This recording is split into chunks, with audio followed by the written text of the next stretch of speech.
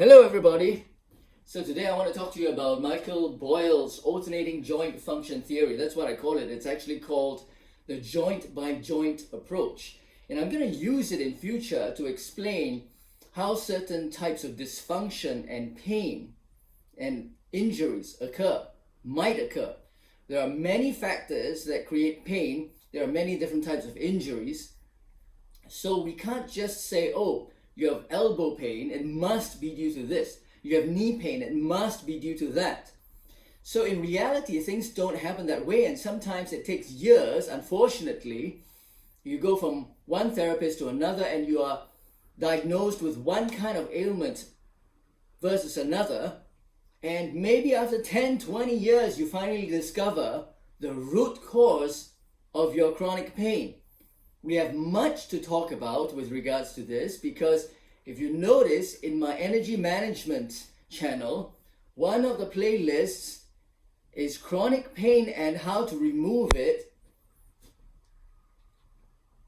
And there are many causes of chronic pain, because with chronic pain, your energy would naturally be affected and be at a lower level, because you're not able to perform to the best of your ability in training and whatever sports you might play. Even if you are a corporate executive, or you are a CEO or a senior manager, your health and fitness would be affected by chronic pain, because chronic pain affects the way you move and your activity level. And we have said that activity is part of recreation, and the word recreate is how we recreate our energy. So if we want maximum energy, we need to recreate our energy through activity. So obviously if you have chronic pain, that affects. So we're going to talk about that in a different section, a different episode. We have an entire playlist on dealing with injuries, and another playlist entirely dealing with chronic pain that is caused by emotional burden, something that I thought for decades to be hogwash. Literally, at least maybe 18 years of my life, I believed that the assumption, the possibility that chronic pain is caused by emotional burdens, unresolved burdens, unresolved conflict, especially with anger and anxiety. I believed it was hogwash, it was bullshit. And I walked away from that for 18 years. But that's another story. Please view that video and those videos in the playlist, how emotional burdens can create chronic pain that is misinterpreted or misconstrued to be caused by physical abnormality or dysfunction. But today we want to talk about physical dysfunction as it is created by an imbalance in alternating joint function. So, what is alternating joint function, and what is the joint by joint approach to joint function as proposed by Michael Boyle? So let's begin with, say, the ankles. Okay, I wanted to begin, by right we should start off from top down, because we did the head to toe limbering warm up. But I'm going to begin, to make it more interesting, from below. Unfortunately, my ankles are out of frame, so I'm going to step back and sound softer. But here we are. So, should the ankles be mobile, or should they be stable?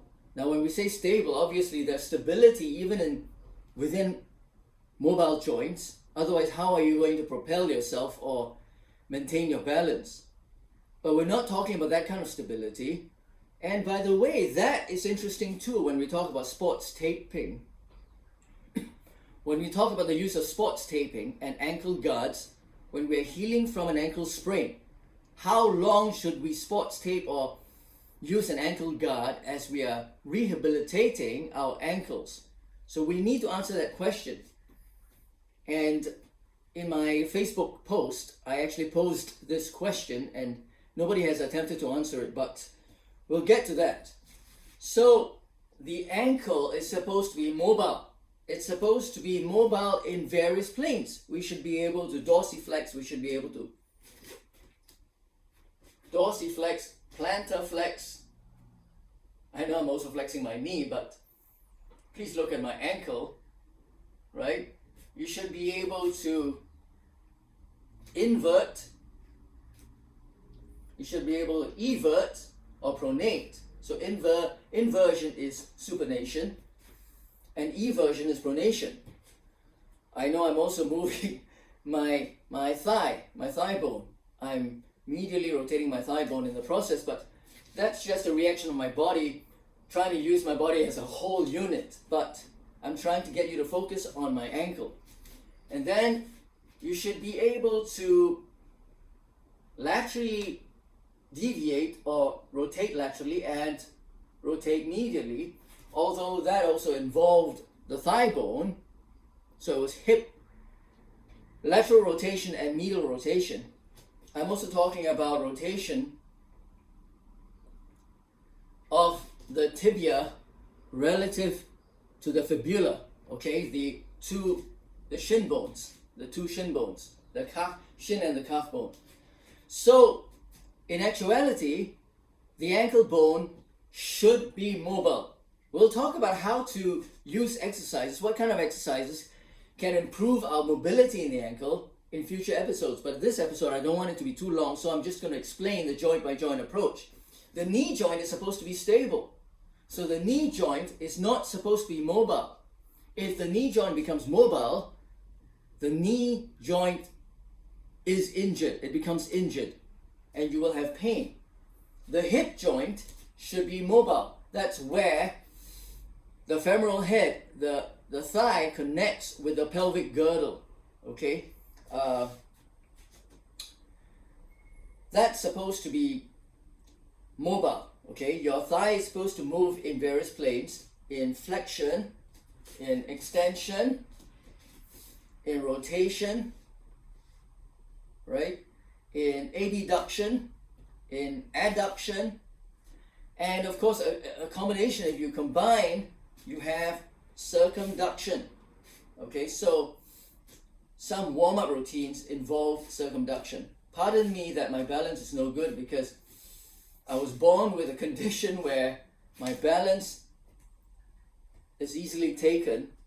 I don't have much sense of balance. In fact, practically none. And just to balance on one leg is a challenge for me. But, okay, so the hip joint is supposed to be mobile. So when the hip joint becomes fixated or becomes stable, unusually stable, what do you think will happen to the knee joint and the lumbar spine? They will be forced to compensate by becoming mobile, and these are supposed to be stable joints. The knee joint is supposed to be a stable joint, and the lumbar spine is supposed to be consist of stable joints. So when they become mobile, they become injured. When in actuality, our mobility should come from our hips. So if you are very tight in the hips in one plane or another, you're going to compromise the stability of your knee and your lumbar spine. Okay, so that brings us to the next joint, which is above or superior to the hip joint, and that's the lumbar spine. So the lumbar spine is supposed to be stable. So we can rotate, but the rotation is much less than, say, if you compare it with the thoracic spine. So the lumbar spine is supposed to be stable. It's supposed to be a stalwart, a base, a foundation upon which the thoracic spine rotates. The lumbar spine is not supposed to rotate so much that you can turn to face the back, and it's your lumbar spine that's doing the movement, your lumbar spine's stability has been compromised or is compromised. And then what's above that? The thoracic spine. So the thoracic spine is supposed to be mobile. It's supposed to provide most of the rotation of the spine. So the thoracic spine is supposed to be mobile. So once again, from the ankle, mobile. From the knee up to the knee, that's supposed to be stable. the hip is supposed to be mobile, and that hip joint once again is where the thigh connects with the pelvic girdle. We're not talking about the hips as in the pelvic girdle itself, right? And then the lumbar spine, the lower back is supposed to be stable. The upper back, the thoracic spine is supposed to be mobile. And then we have the scapular thoracic back. Scapular thoracic back is the shoulder blades. They're supposed to be stable. Okay, in which position are they supposed to be stable? So we have much to discuss about this, especially with regards to performing pull-ups or chin-ups. So how do we, and even bent over rows and deadlifts, how do we stabilize our scapular thoracic back? So we will have much to discuss, because any position that you're in may require protraction of the scapula or retraction or depression or elevation. However, in whichever position we're in, that's where it's supposed to stay stable. Otherwise, you do not have a stable platform for the arms to move around the glenohumeral joint, the shoulder joint. So that brings us to the next joint, which is the shoulder joint. It's supposed to be mobile. So notice that the thoracic back, the upper back is supposed to be mobile, the scapular thoracic back or the shoulder blade is supposed to be stable, and then the shoulder joint is supposed to be mobile. Notice a pattern here. They are alternating in function. Either they're supposed to be mobile or they're supposed to be stable. So the glenohumeral joint is supposed to be mobile. Again, this is circumduction, this is rotation, this is abduction, adduction, this is flexion, this is extension, right? That's supposed to be mobile. You're supposed to be mobile in all these planes, right? We did the head to toe warm up, and that was a taste of mobility for the shoulder. Now the elbow, what's it supposed to be? Just go alternating, and the elbow is supposed to be stable. So it's supposed to provide only flexion and extension, and you're not supposed to be able to twist the elbow. So any kind of torsion would be bad for the elbow. If your shoulder's injured, say you have some sort of frozen shoulder and you're unable to turn fully, and the elbow is forced to do the twisting, then that torsion will damage the elbow. What's next? The wrist joint. What's it supposed to be? Stable or mobile? So just alternate from the elbow joint, which is supposed to be stable. Now the wrist joint is supposed to be mobile. See? So this is the dragon head exercise, which I failed to share in the head to toe warm up. Okay? So in the head to toe warm up, you can warm up as the last exercise with a dragon head 10 times in each direction. Okay? And of course, do it for both wrists. So the wrist joint is supposed to be mobile. Yeah. Then from the thoracic back and the scapular thoracic back to the cervical spine. So the cervical spine is supposed to be, if you look from inferior to superior, we have thoracic back and then we have cervical spine. So when we went backwards to the scapular thoracic back, that's a different alternate joint. Now we're talking about the cervical spine. Since the thoracic back is supposed to be mobile, the cervical spine, the neck, is supposed to be stable. Excellent. Now you noticed in my Facebook post, I posted something that could create a backlash. And I don't care, because I'm showing you what the science, or at least the science of Michael Boyle states. So, the cervical spine is supposed to be stable. I know some of you have been getting repeated adjustments for your lumbar spine and your cervical spine, some even for your knee. And I'm telling you, that will damage your cervical spine because it's not supposed to be mobile. If you keep getting adjustments for your cervical spine and for your lumbar spine, you will keep needing more and more of it. You become addicted to it, because without that, you lose most of your mobility. Why? Because if your lumbar spine is injured through too much adjustments, too much mobility, then your hip joint becomes fixed and stable by compensation to provide that stability, and your thoracic back becomes stiff and stable to provide that stability when the thoracic back is supposed to be mobile. So you keep adjusting the lumbar spine, and you will need to adjust it again and again in future because everything stiffens up to provide stability when the lumbar spine is supposed to be stable to begin with. It's the same with the cervical spine. If you keep adjusting it, you'll get addicted to that adjustment and you will constantly need to get more adjustments for your cervical spine because everything else will stiffen up. Your thoracic back will stiffen up. Your occipito-atlanto joint will also stiffen up. And that brings us to the last joint we want to talk about, which is if the cervical spine is supposed to be stable, and we have stabilization exercises for the cervical spine, which we will talk about. We have core stabilization exercises for the lumbar spine, which we will talk about. I will literally teach you how to stabilize your lumbar spine and your cervical spine. They are not supposed to be mobile, folks. They're not supposed to be mobile. If you mobilize them, you create compensation in the hips and the thoracic spine, which will then become stable when they're not supposed to be stable, and everything becomes stiff. If you keep adjusting your cervical spine, you will keep needing the cervical adjustments because your occipito-atlanto joint will become fixed and stable when it's not supposed to be. So what is the occipito-atlanto joint? That's where the skull, the bottom of the skull, joins with the first vertebra, which is called the atlas. So one more time.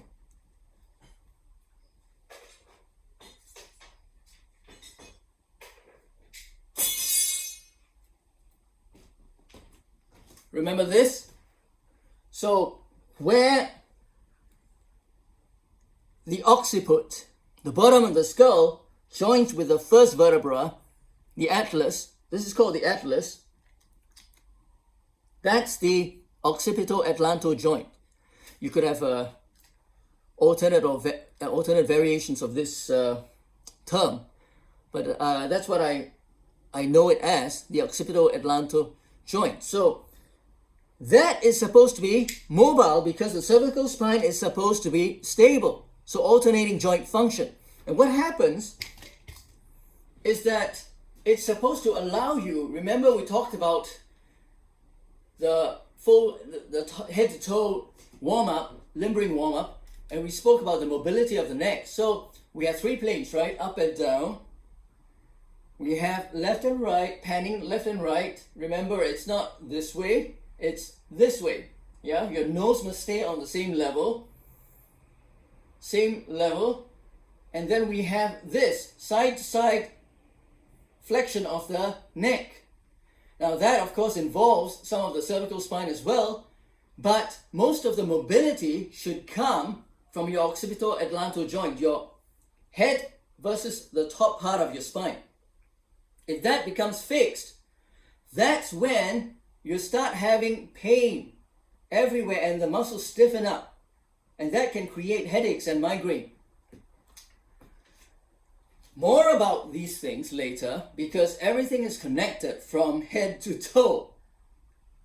And I know I might have ruffled a lot of feathers today by revealing that the lumbar spine and the cervical spine are supposed to be stable and they shouldn't be overly adjusted. In fact, I would say they shouldn't be adjusted at all, but for some of you die-hard fans of adjustments, you're going to do it anyway. But I'm telling you that if you overly adjust or if you overly mobilize the lower back and the cervical spine, you're going to injure them because they're not supposed to be mobile. They're supposed to be stable. They're supposed to be stable platforms in this alternating joint function axis, this sequence, this platform from which we work, from which we are mobile. So once you injure a stable platform, what is supposed to be a stable joint, and you make it into a mobile joint, then the mobile joints, or what joints are supposed to be naturally mobile, will start stiffening up to provide that stability by compensation. And then you're going to need constant, maybe even weekly adjustments to your lumbar spine and your neck. Because everything is stiffening up. You feel good after the adjustments because they temporarily make you more mobile, but it's mobile in the wrong places. So a couple of days, maybe even sooner after that, you start stiffening up in the other places and you'll need another adjustment within a week. Folks, I'm just providing you some information here. Take it whichever way you please. But I aim to promote as much functional fitness in you as you could possibly get from me. And I'm going to provide functional fitness in you in the area of mobility, in the area of strength, in the area of cardiovascular fitness, in the area of extreme range strengthening for range of motion, for full range of motion that is necessary for your sport or for your work, and certainly for your daily life.